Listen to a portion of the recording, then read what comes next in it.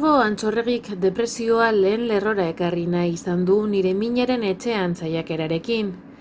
Egiak broma giroan kontatu nahi izan du bere prozesua. Zerk piztu zion gaitza, nola iritsi zen horra, nola sentitzen zen egun haietan, eta baita nola lortu zuen ateratzea ere. Bi urtetan bizitako sufrimendu horri hitzak jarri dizkiot, umoretik egiten saiatu naiz, eta liburuak elkarrizketa zuzen bat nahi du izan irakurlearekin. Eta, liburuari dagokionez, inoizko momenturik txarrena kontatzen hasten naiz, gero atzera egin eta bi urte horiek modu kronologiko baten kontatzeko.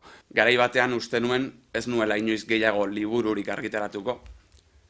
Garai horretan, ez nuen uste inoiz berriro familia eta lagunez inguratuta egongo nintzenik.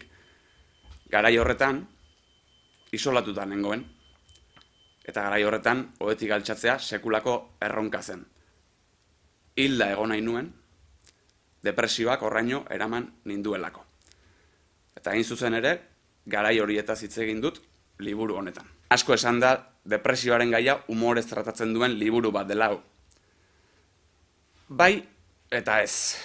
Bai, depresioa da, gai nagusia, baina ez nahi zuzenean gaiari barrezari. Liburu honetan, ni naiz nire txantxa eta txisteen biktima nagusia. Nire buruari berriro barre egiteko beharretik jaio da liburu hau. Nire sormena blokeatzen zuen gaiari buruz idatzi nahi nuen. Azken finean, umoreak laguntzen baitit, ni neu mundu gero eta petral eta ilunago honetan kokatzen. Umoreak estigma kentzerako orduan asko laguntzen du. Asko. Eta hori da azkenean gehien behar duguna, ezta? Uste du jende asko sentitu daitekeela identifikatuta, ze depresioa eta antsietatea adibidez gehien diagnostikatutako gaitzak dira.